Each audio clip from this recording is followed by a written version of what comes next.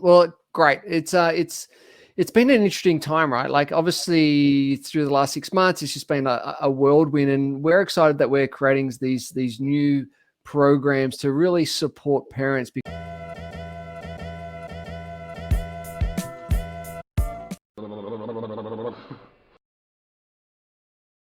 Welcome back, everybody, to the Strategy Show. I'm Severino, your host, and today with us, an ultra endurance athlete. He helps new parents transcend into parenthood via education, community, and support programs. He's also the director of the Calm Nest. Welcome, everybody, James Short. Thank you. Thank you so much. It's great to be here. Really appreciate it. Very excited. Very excited.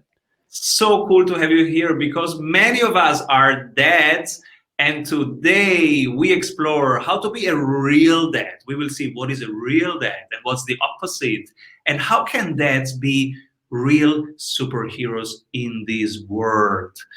So absolutely excited. Being a dad myself, I'm in.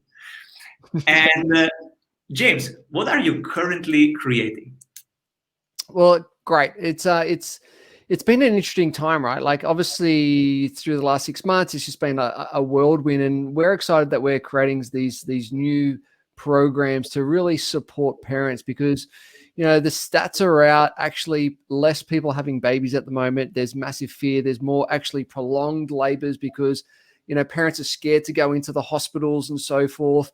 And so they're needing that support, and not just the mums, it's the partners as well. It's the partners going, what do I do? How do I do it? All these questions and all this fear comes up. And so with the programs that we're creating, it's so exciting. And we're just about to launch a new program, which I'm not going to share too much, but you can jump on the website and check out some more information. But it's about supporting couples after they have birth, and really looking at those three key pillars of support, education, and community, where you've got some answers, we've got that connection and got the education, so they feel that they've got that confidence, that certainty, knowing what to do, when to do it, how to go about it, and just share some of their stories. You know what it's like, hanging out with a bunch of mates and you're sharing some of your stories. You just feel so good, and so like, oh, I'm not going crazy. I'm not the only one. I've got some resources and I've got some tools. We've been just a side little story. I've been running every Saturday morning with a bunch of mates. We go for a run anywhere between 6 to 10 Ks. We go for a swim at the beach and all have breakfast together. Been doing that for like 22 years now. And it's just like, it's like a mother's club for blokes, right? But there's only guys, there's about half a dozen, and we just download our weeks, we connect, we collaborate, and it's just like, we go on, and then we go to sports and kids sports and all that kind of stuff. But it's just nice, and that's what we're excited. We're really excited to be creating these new programs. So yeah, it's all happening.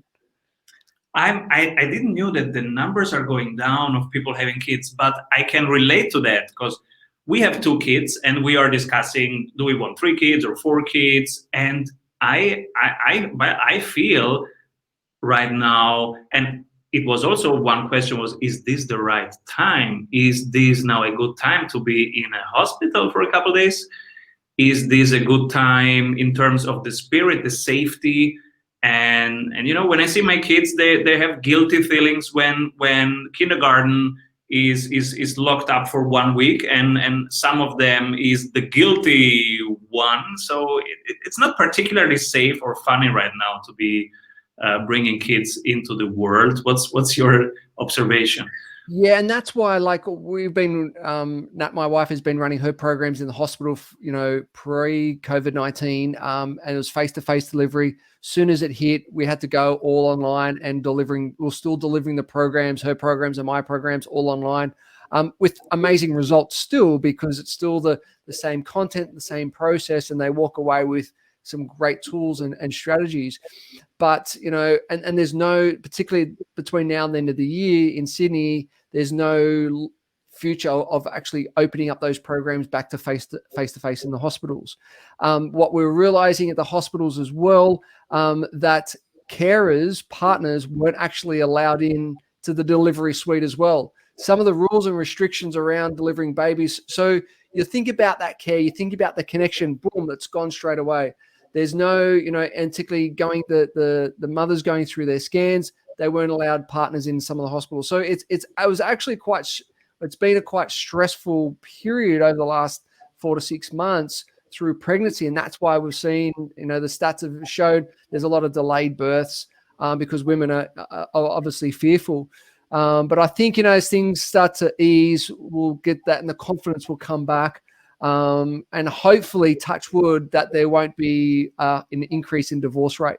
Because what we're noticing, the increase in stress within the households, we're noticing that there's a lot more pressure amongst partners because, they may be both working at home even through this transition, and they've got kids studying at home, working, doing classrooms online. So there's a lot more stress within the family unit because usually you have an outlet. You go to work and have an outlet. You go catch up with friends and have an outlet. But because it's like a melting pot, it's a pressure cooker. So there's been more, challenges and frustrations and stresses within the family unit over the last 4 to 6 months. Absolutely. How can dads be real superheroes? It's a really good question. Where do we get taught on how to be a dad? What happens is you might get, the whole PE health PD course at school, but primarily you get taught by your own parents. And sometimes if dads don't have a very, they might have a very colorful upbringing, could be domestic violence, could be abuse, could be drug and alcohol addictions. It could be an array of different things. So therefore we can actually then look at that and wow, are we going to create those same patterns, or are we going to make a different decision and different choices?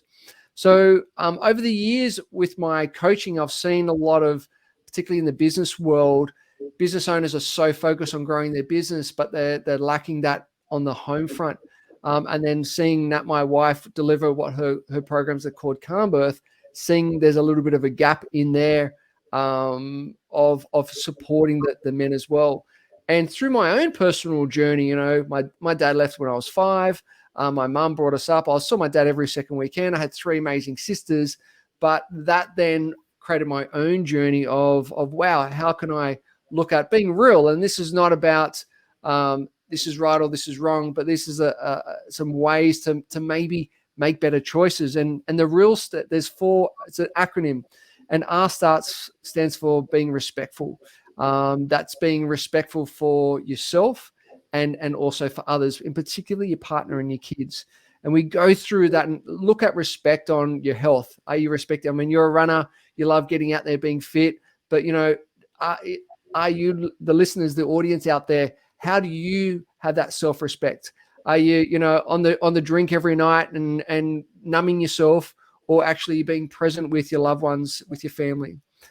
So we go through that, some tools and some strategies to really unpack that. The E stands for emotionally aware. So how do you actually, emotions are an interesting part because we can get so locked up in our own perception of the world. And the first part of the emotional awareness is understanding our own emotions. And guys, you're listening out there, it's okay to understand your emotions. I get it, right? Don't lock yourself in the cave and think it's all going to go away. We have to deal with our own emotions, all types of emotions, the good, the bad, and the ugly. And there's ways to deal with that. So it's about understanding your own emotions and how to deal with them. And then how to understand others' emotions, particularly your partner, right? Like, as you know, going through with your kids, like the partners, their emotional roller coaster, the hormones are going crazy, particularly through pregnancy and after pregnancy, lack of sleep. So it's about understanding their emotions and their journey, and then how to actually deal with that. The A is around being adaptive and being adaptable. Now, what happens is that we're in work so much of the time, when go, and we come home, a lot of the time we can bring that work head on, what I call that work hat, into the home environment. And that's not necessarily the best conducive environment. So it's about who's showing up in the right environment and what tools and resources do you need to do to be present at the right time. And I'll share a little story about that in a little bit. So that's A, it's about being adaptable, who's showing up in the right environment at the right time. And then L is the loving component. It's how do we, it's not the mushy stuff or the intimate stuff, but how do we connect deeper on a deeper level so we know we've got each other's back. And how do we really connect and really show each other love, and not come from judgment, and not come from a put down, not come from always making a joke, but how do we connect on a deeper level? And that's where the real superhero dad is. And it's looking at that. And what I've realized, the guys that have gone through that program and having their little toolkit to use at certain times, certain stressful situations, the results have been fantastic. And I always tell the guys is to go out and, whatever superhero that you go, I love Superman, right? All the characteristics, and also his dark side, because in superheroes, they've got a light side, the good side, and they've also got the dark side. But a real superhero embraces both. And it's like looking at yourself as your own superhero. What is your light side? What is the good side? But also what's the kryptonite? What's the bad side? And embracing all of it. And I just get super excited. We'll be talking about this for hours. Absolutely. And I have so many resonances with it. So REAL stands for respectful, emotional, adaptable, and loving. And I was just remembering my first time being a dad. And I felt the opposite of a superhero, because the first major shift was I was not the center of the universe anymore, and my wife was not the center of the universe anymore. We were just serving, soothing, changing diapers, etc. Yeah. And sleep, feeding, changing nappies, feeding, and when you have fed once, and then finally it worked, and you found out how to feed properly, what's the right flow and the right way, etc. And then a couple hours later, they're hungry again. So and it just goes, and there's a lack of sleep. And all the status and all the applause that you have in the business world when you do finish a project, like the project of feeding, and you finish it and you invoice it, and everybody, whoa, look at these numbers. And this time it's okay, you did feed, wonderful, yes, now next, diapers. Yep. And there's the lack of that instant gratification and the instant recognition, where in the business world, as you said, you do a great project, whoa, you get the pat on the back. Here it's just like you just want to get some sleep, just got to get some sleep. And guys find it a challenge, particularly as you've said, is that there used to be number one, right? The partners, and on that level, soon as kids come, it's like you're down a few levels, and the kid is the most important thing in everyone's world right now. And so it's a guilt thing, it's an identity thing, it's a recognition thing. So it's like, whoa, how do we deal with that? All right. How do we actually go through that, get some sleep, but also deal with all those stresses and the emotional roller coaster as well? Absolutely. So I remember it took me like 6 months to realize it internally, what the shift that was happening. For example, I liked to do 3-4 Olympic triathlons per year. That would be 7 to 12 training hours per week. Now, where would I take this time? Impossible. So I had to reprioritize. And of course, first 3 years, I just stopped everything. No competitions anymore. And then in the 4th year of being a dad, I came back to that because, as you say, self-respect. Where do I take my self-respect from? How do I take care of my own energy? Because I have to feed myself before I feed my kids. Yeah. So, but I'm talking about this energetic feeding, the identity, and also to know that you can endure all this. How do I know? I just know if I go out there and I run every day my 10K. That's how I do it. So, because then I know that whatever the weather is, I am somebody capable of enduring things. And then when my friends say, wow, you were running in the rain, I say, I don't even notice what the weather is. I just go running because that's what I do before my kids wake up. Yep. And that gives me the self-respect and the energy to then know when there will be troubles, because there will be, and just to keep cool and say, okay, we will endure also this because we are capable of endurance. And it's also, though, the role model aspect. So you're coming home and you've done your run, and the kids see that. They see you out early, and this is such a subconscious, belief-driven modality of just experience rather than tell. They actually see you come home, you're stretching, you maybe having a shower, but you've talked about your run, the energy's up. And so they can feel that difference in you compared to you waking up with them. That's a huge role model aspect of what are you teaching your kids, that, it's health is important, mindset is important, time management is important. So there's those subconscious beliefs that you're already programming in your children by just sort of your own actions and experiences. You want to make your sales more repeatable and reliable? Do you want to have less volatility and more growth in your revenue per month? At Strategy Sprints, we do only one thing: strategy in sprints. Strategy means having more revenue through a better offer. In sprints means having more energy in your team every week. Check out if your ROI is as high as it is for most service-based and online businesses and startups we work with, which is over 100%. You can see it in just 15 minutes by going to strategysprints.com/sales and completing our online exercise to know what your ROI would be with our accelerator program. We are ready to sprint. Are you? Oh, I love that, because we also thought about our values. What do we want to convey? So that was also a very intentional pick. I don't want my kids to see me watch TV. I want my kids to see me reading books, because I want them to read books, but I can only create the atmosphere for it. I cannot say, read a book. It will be artificial. But I can be the one who reads a book on a Saturday, on a Sunday, during a break after lunch, and I'm just reading a book. So we got rid of the TV, and we are reading books on the weekend, and we go out in nature. So we were intentionally discussing, how do we want to live our values? What are our values? What is important to us? How will we do it every day? This is so true, right?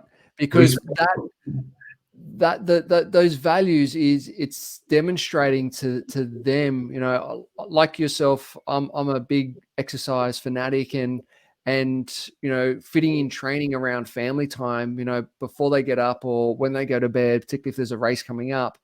And it's there's the social media. I've got, my daughter's just a teenager, and we had some great discussions. I share a little story.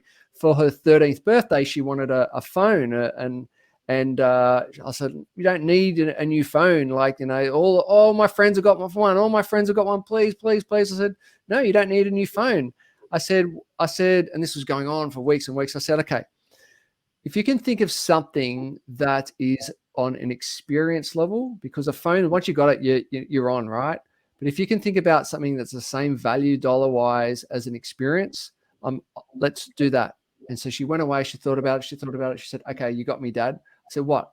She said, I want a surfboard and a cello. I went, yes, love it. Love it. So we've been surfing, got some cello lessons. So once again, it's about your values and staying true to who you are and what you want to demonstrate within your child, and what you're trying to teach them for now and also for the long term. I love it.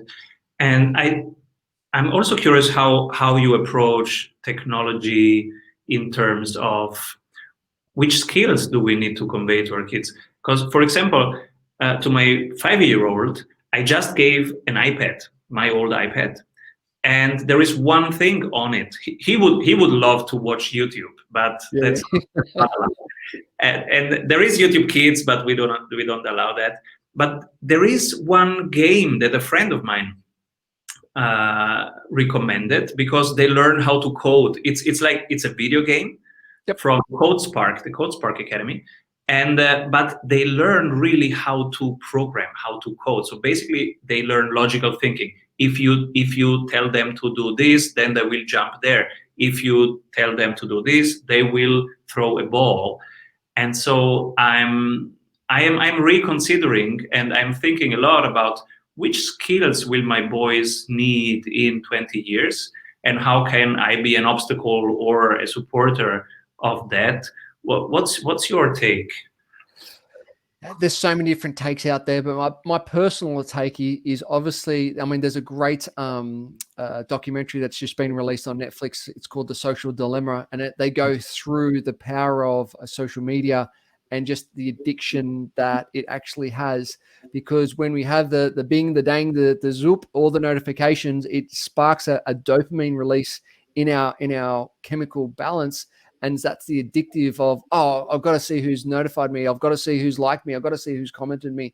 And that can be, and I've seen kids who have been on iPads for them as soon as they get up to when they go to bed, and their behavior is just off the Richter. It's short, it's angry, it's high tempered.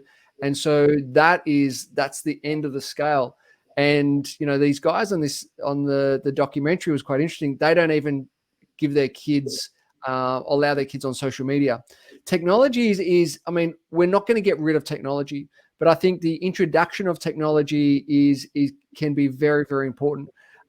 Kids' brains develop, and they're continually developing as they progress.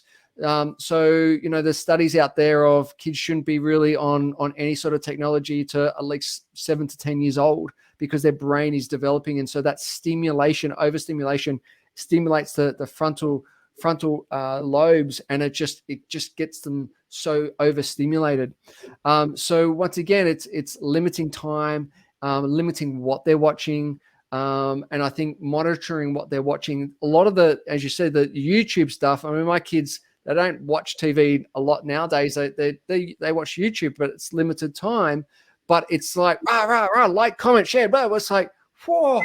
It's like, it's just so intense nowadays compared to for us when we were growing up. It was a different intensity, and that's that whole addiction of getting sucked into the YouTubes or the games and so forth. So I think it's limited, and also depending on age as well. So if you can hold out to at least 7 to 10, I think on any type of technology, but it's just so readily available at the moment, which is a challenge both for the kids because they want it, and also for the adults to monitor it as well. I was watching the things that I was watching as a kid just to remember myself, because I was like, what was I watching in that time? And I saw the Barba Papa and all these comics that I was watching. They're like 10 times slower. There are a couple of words, but then 7 seconds just of a landscape, and then there comes one animal, and it talks very slowly and calmly. It's so different. Or Oli and Benji, they were playing football, and for 2 minutes they would just run to the next field on the other side to score one goal. They would run for 2 minutes, and it's such a different intensity. Totally, and the intensity and the scripting and the frames per minute is just super. It's like hyped up. And what happens, it's just an overstimulation, and you've got these pop-ups, you've got these notifications, it's just like 5 people are trying to talk at once. It's just like, and that then particularly, when you see kids watching this before bed, they go to bed like wired and stimulated, and it's just, it's intense. It's intense. So tell us a little bit about the people you work with.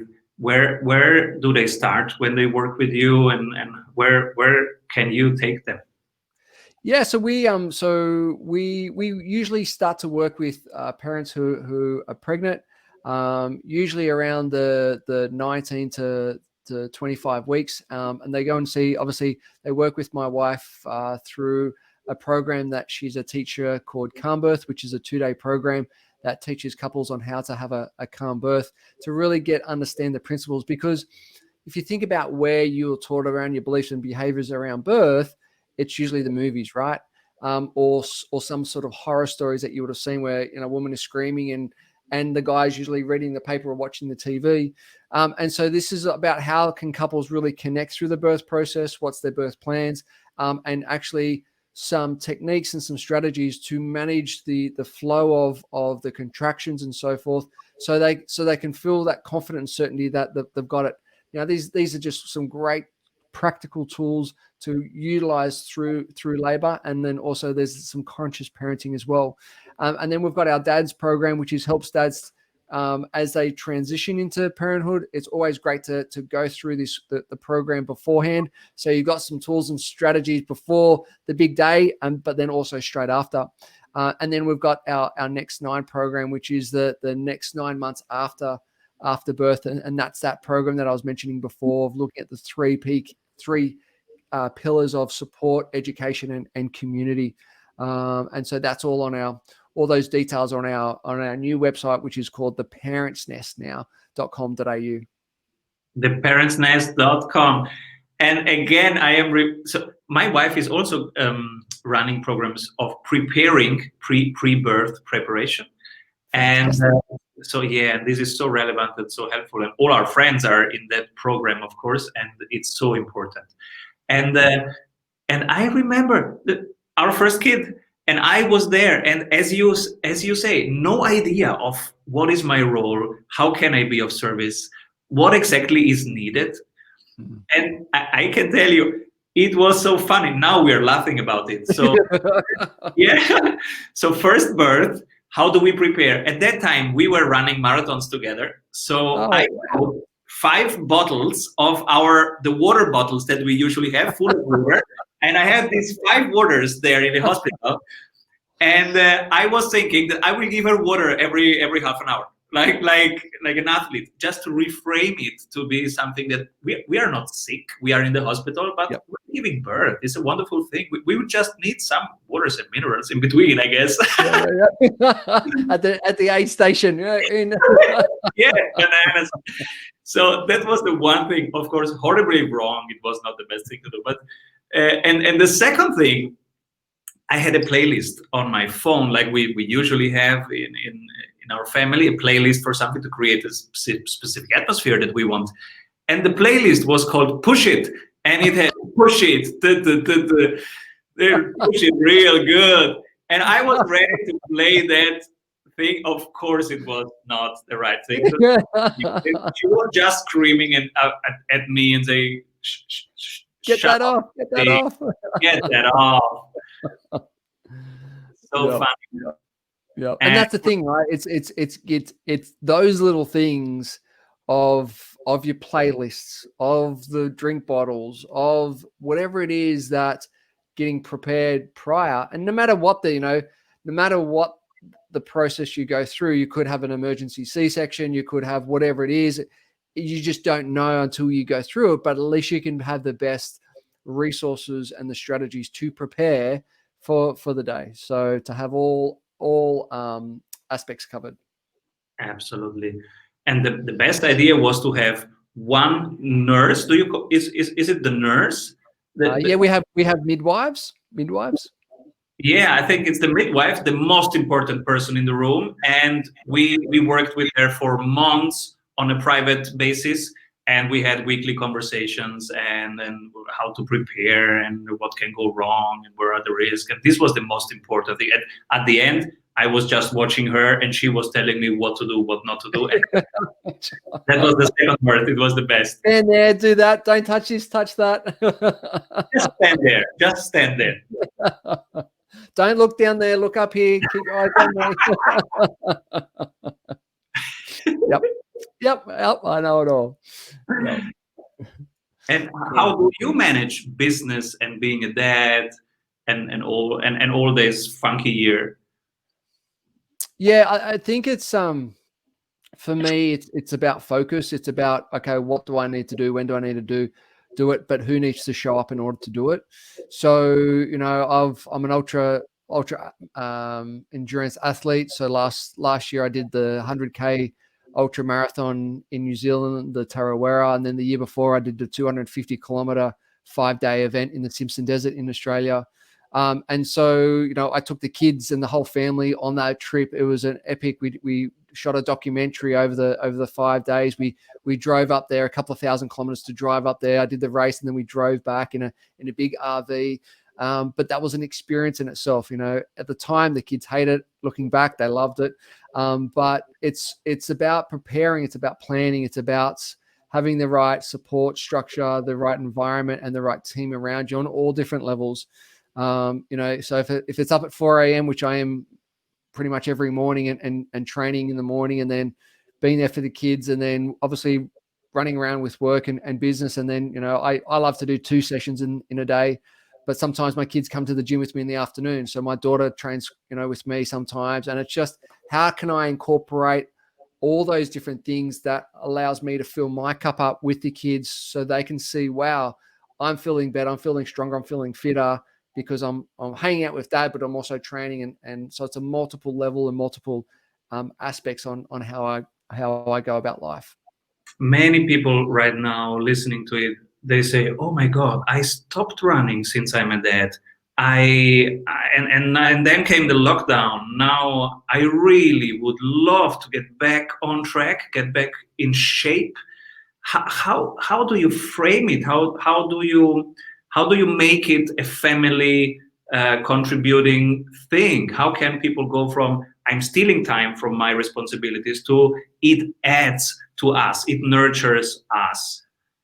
I mean, it obviously depends on the age of the kids, but it's incorporating bike rides, incorporating walks, incorporating, if you need to get up early to do your own little thing, if you're like a high intensity. So in lockdown, our gym obviously locked down, but we could go and get all the equipment. So we're doing classes online on Zoom. The kids were jumping in and, instead of doing, my 80 kilo deadlifts, they were doing, and I had mini weights for the kids, so they were doing some weights with me as well, the body weight exercises. So it's just like, right, everything can be scalable, everything can change, but it's like, right, I'm doing this, all right, what's a different version for that kid, what's a different version for that kid, and let's have some fun with it. Let's play some music, let's say some jokes, let's make it fun of it, making game of it. And I think when we can do that, when we can bring that play-like activity back to life, even sporting, like going shooting, some basketball with the kids, or a soccer ball, or go for a little jog with the kids, is how can you do it that's there, that they enjoy, but bringing it all together. I think, there's no excuses. There's just ways. There's always, as my wife says, there's always a solution. There's always a solution. This is so relevant right now. And I remember a couple of years ago, I had stopped training at all in a serious fashion, and then, but I had still my doctor and my personal trainer doing my training plan, and so we had this serious conversation. And they go, "Simon, do you just stopped moving?"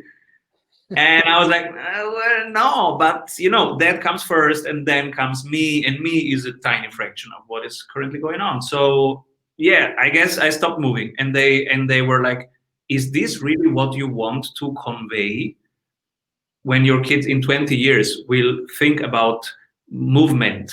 Do you really want to convey, yeah, it's nice, but we don't have time for it? That's the value? That's not the Simon we know. So, and I was like, oh, it's true. That's not what I want them to see as a normal day. A normal day has some parts of movement also. So true. So true. And I remember doing my first Ironman when my daughter Lily was 6 months old. Wow. So all the training and all that for an Ironman is just like, wow, that was, I mean, I didn't do the 20 hours a week that most, triathletes do. I did a sort of, there was a CrossFit method to it. So it was great. I survived. I finished it, which was great. I ticked it off. But, to see your little daughter as you come across the line with a little outfit that I didn't know she was going through, where it says, "Daddy, you're my hero." It's just like, oh, that just got me over the finish line. That's the energy. When you see your kids out there, when I was doing the Simpson Desert Race, holding up signs, seeing you with tears coming down your face because you're in so much pain, but you see your kids with signs off in the distance, and the next checkpoint, you get some energy comes through you. I get emotional when I talk about it. You get some energy that comes through you, and you go from a walk to a jog to a sprint because you know that they've been out there for hours waiting for you, and you don't want to let them down. So there are two levels. One is the value level, and the other is the tactical. I'm also interested about that. So on the value level, it's about what is important to us as a family and what do we want to convey. And if something is important, make it happen every day. So if movement is important, make it happen, do it together, enjoy it, and it will be part of your lived values. And the other thing is the tactical side. Now, as you said, you couldn't work out for many hours per day, and you need that volume to do an Ironman, but you found a way with quicker, high intensity CrossFit style. Oh, tell us about that, because that's important right now for people locked up. Yeah, I mean, like, I was freaking out on my first Ironman because this is like, you got to be doing all the stuff that I was reading. It's like at least 15 to 20 hours a week of training. It's like, oh my goodness, like I was running my business. I had the new baby. It's like, oh, and then so I came across a guy called David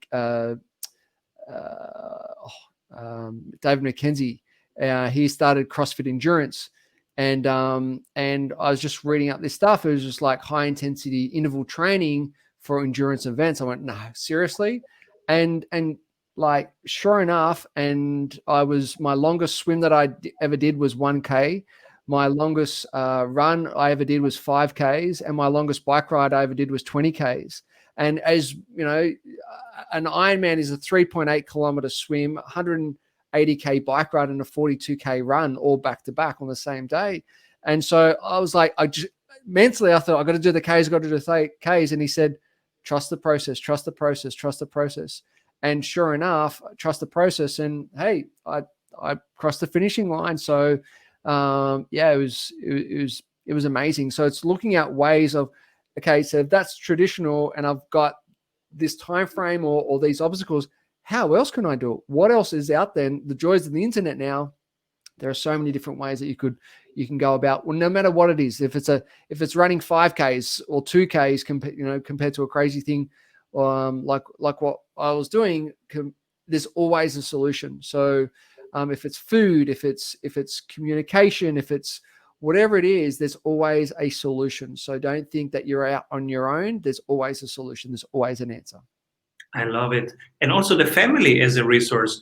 For example, my wife helped me find solutions. So we had a weekend with a wedding, and I said, oh my God, if we go to that wedding, I cannot train at all on that day. So what can we do? And we said it was 60K away. And so my wife said, why don't you come with your bike? And so we had a win-win situation. We all went to the wedding, we all had fun, and I had my movement. Or another friend who was with us on a Sunday, he said, well, Simon, I do brick training. And I said, what is brick training? He said, when you go swimming you do your 1 kilometer of swimming, run to the swimming hall and run back. And we're like, oh, yep.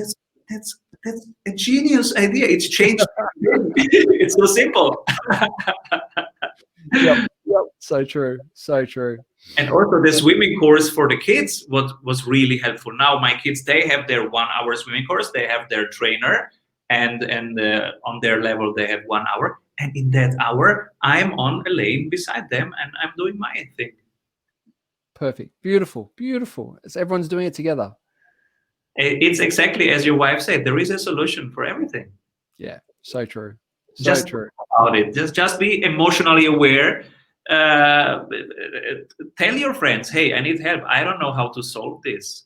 I told it to my friends, I think for 3 months or 4 months, hey, I don't know how I should ever get back to swimming in this phase that my kids are so young. And then every friend had some ideas, and at the end it clicked.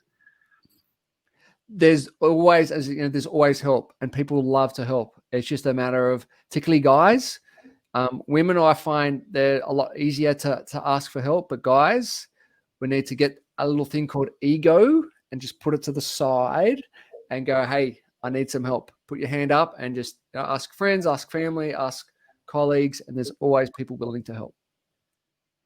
James, I want as many people as possible to go to your programs. So where can they find them?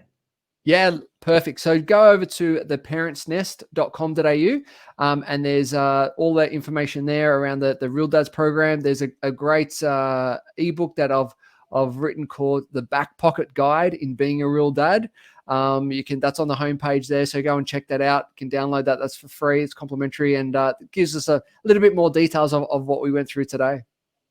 I will give it to every friend who will become the first time dad. Amazing. I love the philosophy. I love the way you do this, and this is so relevant right now for us all to survive this year and to thrive in this funky year.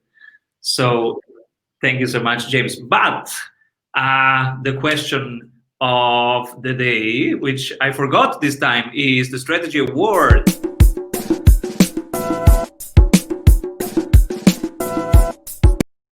If you could pick only one person that is doing things differently, but from your perspective, the right way, who is this person? The person is a gentleman called Jackson Milan from Aureus Financial.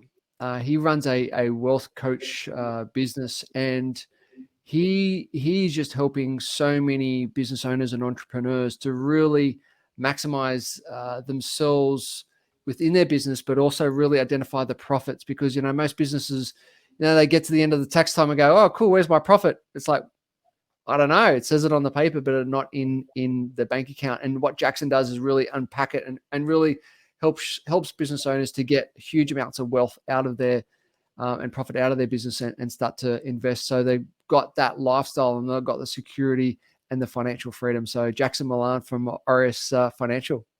Super relevant to be financially acute in these days. And what is a book that inspired you recently? There's a great book by Tim Ferriss called Tools of Titans. And it's a lot of his podcast interviews that he's put into a book, broken into different areas of health and wellness, financial and business. And it's some great smart cats on that book and some great resources in there. So that's Tim Ferriss, Tools of Titans. I have it here somewhere because I'm a super Tim Ferriss fan. He was one of my main inspirations to start this. And yes. Yeah, absolutely. I love him. And but I didn't really read the book. It's so thick and it's all like big people on very short notice. Is it something that should be read from beginning to end, or you just go in there and pick and choose? Yeah, so I had a strategy. What I did is got a highlighter, and I was skim reading the first couple of lines of each person. And if it jumped out at me, I would continue on, and I would highlight either the links or the relevant bits of bite-sized nuggets of information. And I went that through the whole book. So it did take a little while, but then what I did, it would go back and had a writing book, and then I copied all the notes, the highlighter notes, into the writing book. So that was my summary version. And so what I do is constantly go back and, what was their resource? And so instead of going through the big book, I've got a smaller summary version of that. And that has helped me considerably. Beautiful. And who should be my next guest? A gentleman called Steve Jensen from National Sales Academy. Steve helps business owners to really increase their conversions, their sales conversions within businesses. He is one of the guys with the most biggest heart I've ever met. He's been helping businesses, particularly in the financial world, in the fitness world, in the real estate world for many, many years. To really increase their sales and their conversions. And he's a wonderful guy and so much gold nuggets when you talk to him. So Steve Jensen from National Sales Academy. I'm excited already. It's so cool because sales is so relevant right now for everybody to get their conversions for this quarter. We just have 90 days of this year in this moment. So make it count, people. And stick around because we will have such cool guests. Thanks also to James' recommendation. So thank you so much, James. And come back soon. Thank you very much for having me. I really appreciate it. Thank you once again. We all know that working in sprints is better, but how do we know what we should work on? You're in luck because we have a 15-minute exercise that will give you complete clarity on where to take your project next. Go to strategysprints.com/sales to complete our short exercise and meet one-on-one with an expert sprint coach to identify your number one bottleneck. Hey everyone, I hope you enjoyed that episode of the Strategy Show. Make sure to like this video below and subscribe so that you can stay up to date with every episode of The Strategy Show. Get daily CEO tips from CEOs for CEOs.